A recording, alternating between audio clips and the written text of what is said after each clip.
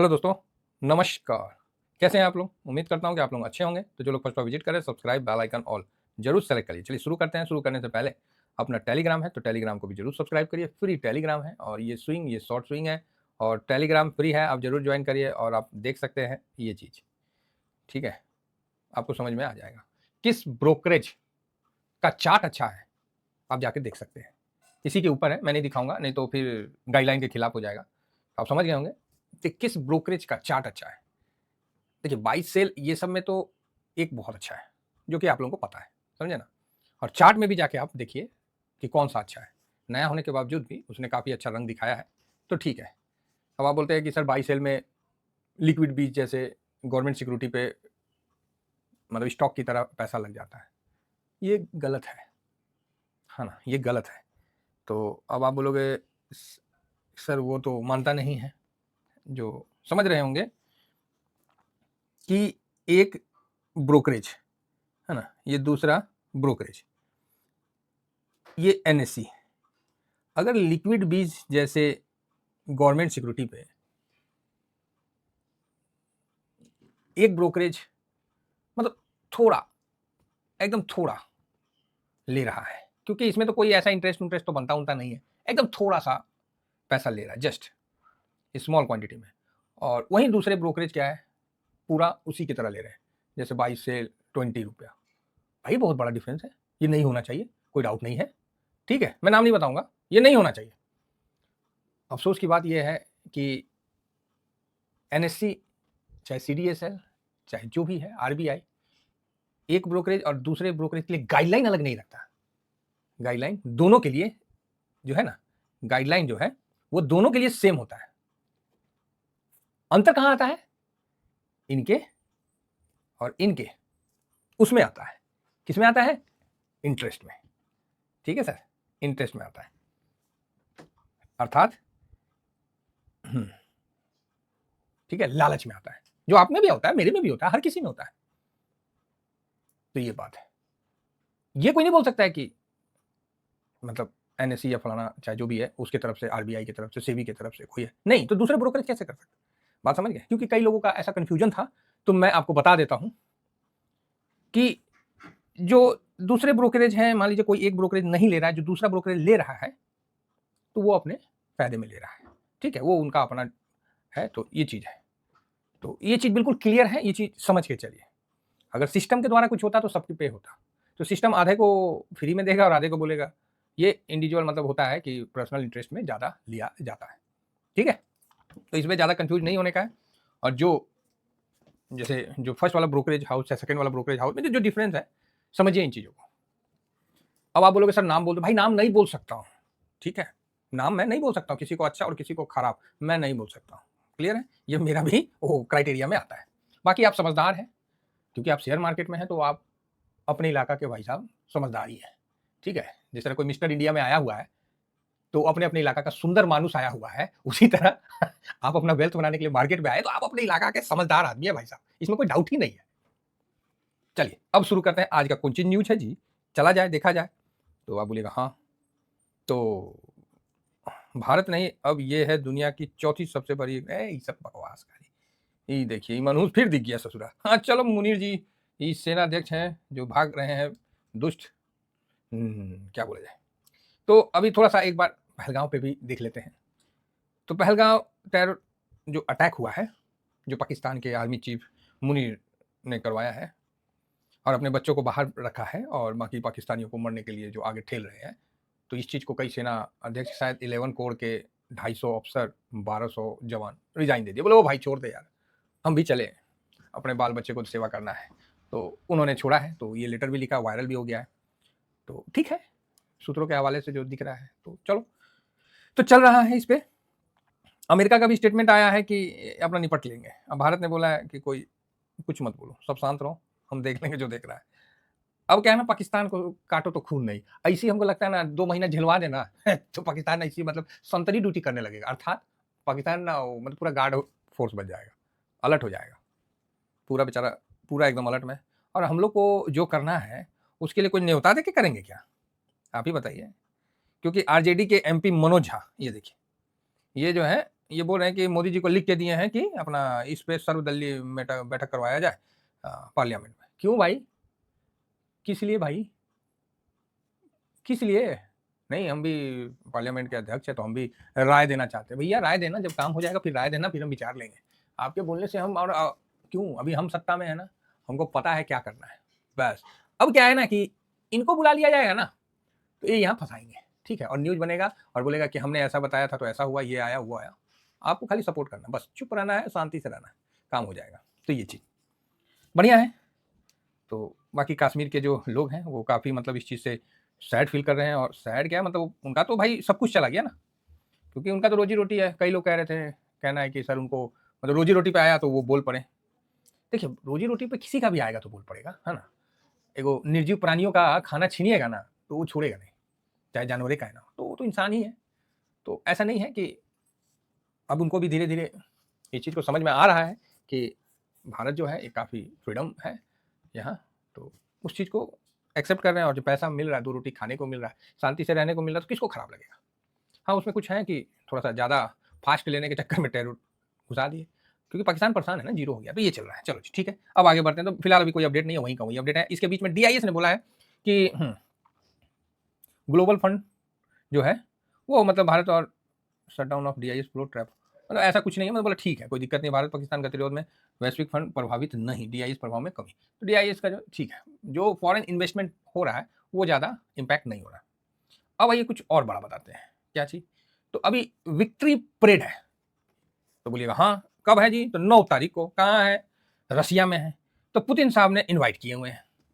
इसके लिए जेलेंस्की भी गेम खेला था कि वो जो ड्रोन हो रहा है, जो उसमें चिप हो रहा है, चिप भारत का ही, तो बढ़िया ना, भारत का शक्ति बढ़ रहा है, थोड़ा कौन चीज़ का दिक्कत है। और देखिएगा एक चीज़ समझिएगा कि भारत और पाकिस्तान का जो भी थोड़ा बहुत होता है, तो इसमें एक बाजार, एक मंडी सजेगा।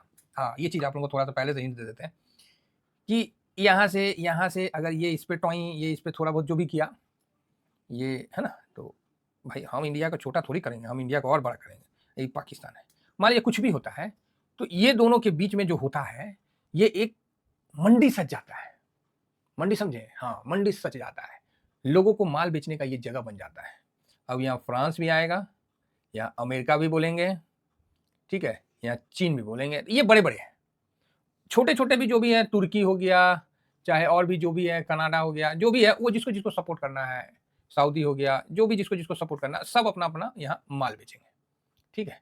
अभी जैसे कल भारत का फ्रांस के साथ नौसेना के लिए इतना का डील हो गया, इतना में तो पूरा पाकिस्तान साफ है इतना बड़ा GDP, समझ रहे हैं ना। तो ये चीज़, तो ये मंडी सज गया है, तो इसका भी ध्यान रखिए। तो कोई अगर किसी का मदद करता है तो इसमें हम लोग को ज़्यादा नहीं, भाई मंडी है यार, वो अपना कर रहा है अपना। आप ये नहीं बोल सकते कि नहीं वो तो मेरा दुश्मन हो गया, वो काहे दिया। अगर रसिया से ही पाकिस्तान कुछ लेता है तो रसिया थोड़ी मना करेगा, बोले हाँ भाई ले जाओ, तुम भी लड़ लो, मेरा तो माल बिक रहा है, समझे बात। तो वही चीज़ है, लेकिन वो तो पता है कि पाकिस्तान नंगा भूखा है, वो देगा क्या, कटोरा लेकर तो घूम रहा है। तो चाइना अपना जो है थोड़ा बहुत दे रहा है, तो अलग चीज़ है। इसके लिए हम लोग को फ्रस्ट्रेट नहीं होना, मैच्योरिटी के साथ काम करना है। भारत ने अभी कुछ एक्शन भी किया है, कुछ यूट्यूब जो पाकिस्तान के कितने 16 है ना, उस पर बैन किया है।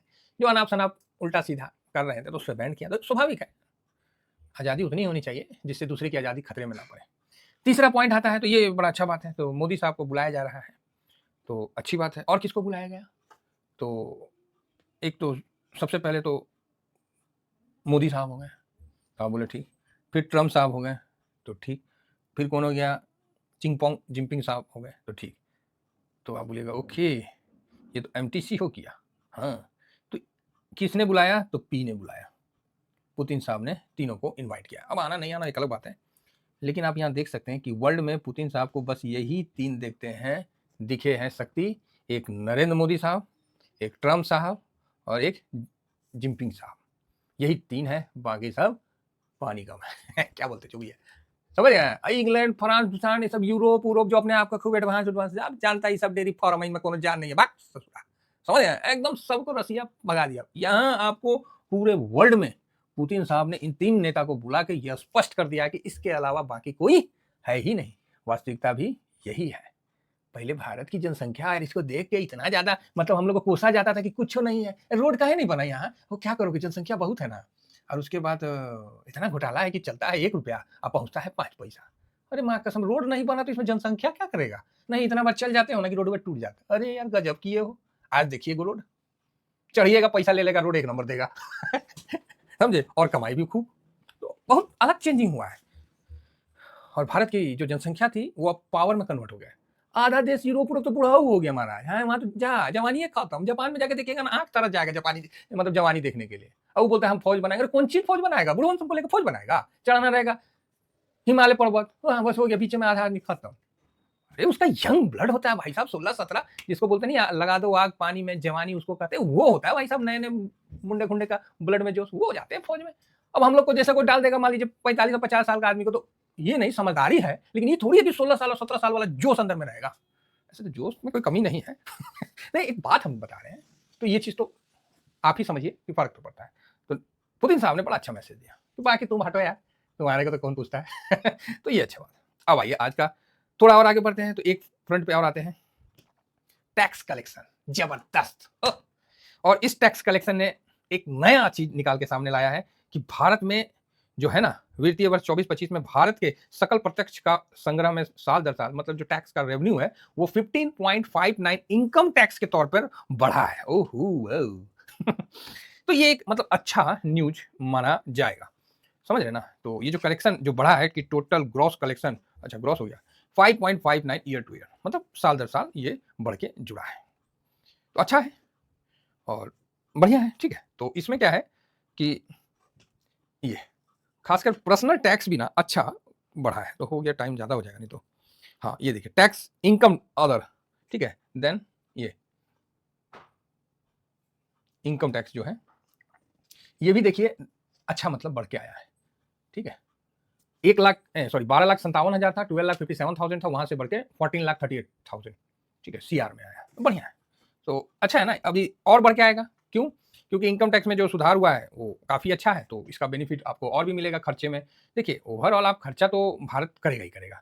भारत की देखिए, अब इसको आप ऐसे समझिए कि एक 17 साल 18 साल के आदमी को पैसा दे दीजिए लाख रुपया तनख्वाह, ठीक, और एक 40 साल 50 साल का आदमी को लाख रुपया तनख्वाह दीजिए, दोनों में डिफरेंस क्या है? दोनों में पैसा तो सरकार दे रहा है, लेकिन डिफरेंस क्या है? डिफरेंस ये है कि 17 साल 18 साल 19 साल 20 साल का लड़का का लाख रुपया 1,10,000 होके वापस आएगा, तो आप बोलिएगा दिमाग खराब है, लाख दिए और 1,10,000 वापस कैसे आएगा? हाँ आएगा। तो आप पूछोगे ना कैसे आएगा, तो देखिए नया लड़का है, शौक बड़े हैं, करना बहुत कुछ है, माँ बाप परिवार सबके लिए है भाई, वो खरीदारी करेगा, पैसा खर्चा करेगा, ठीक। तो आप बोलिएगा अच्छा 1 लाख का तो 1 लाख खर्चा कर दिया, बाकी 10,000, तो ये भी आपको भी पता है कि लोन लेके भी काम होता है, क्रेडिट कार्ड से भी काम होता है, इसलिए 1,10,000। और दूसरे पक्ष को दोगे जो 50-60 साल का है, वो जरूरत का खर्चा करेगा 10,000, बाकी 90,000 को बोलेगा चलो मार्केट में इन्वेस्ट कर देते हैं, ये बात है। तो इस चीज को समझिए, तो बढ़िया है।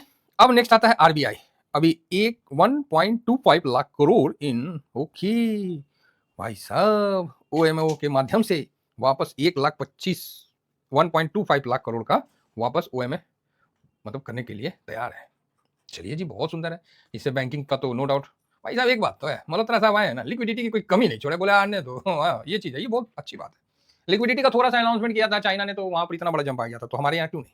तो ठीक है, इन सभी कारणों से हमारा भारत अभी बहुत अच्छा है और ठीक ठाक है। तो यहाँ पर आज के लिए क्या इंपॉर्टेंट है, तो आज के लिए थोड़ा सा एक बार देखते हैं, गिफ्ट निफ्टी वगैरह खुल गया होगा, एक बार नजर मार लेते हैं। तो गिफ्ट निफ्टी आज जो है तो ओह ये तो 14 हो गया, चलो कोई नहीं देखते हैं ना एक बार मिस्टेक हो गया है, अब दोनों चीज़ देखेंगे, SGX भी देखेंगे गिफ्ट निफ्टी। तो चलिए मोटा मोटी ठीक है, अभी खुला नहीं है, खुल जाएगा। तो इसमें SGX दिखा रहा है कि 24,387, ठीक है कोई प्रॉब्लम नहीं है ना। तो चलो जी बढ़िया, तो कुल मिला के न्यूज है, आरबीआई की लिक्विडिटी है, टैक्स में बढ़ोतरी हो रहा है, ये सब इंपैक्ट दिख रहा है, तो अच्छा है। तो आज के लिए फिलहाल इतना ही है। तो भारत के लिए ग्लोबल बहुत अच्छा है, बाकी चाइना और इसका मतलब अमेरिका का ठीक ठाक चल रहा है, अभी सीधे आ रहे हैं धीरे धीरे, ये लोग मतलब समझौता वाले आ रहे हैं। अब वही वाला हाल है कि हम नहीं बोलेंगे तो हम नहीं बोलेंगे, अमेरिका तो बोली और इशारा कर रहा है आओ ना, तो चाइना बोलता नहीं पहले जीरो करो ना।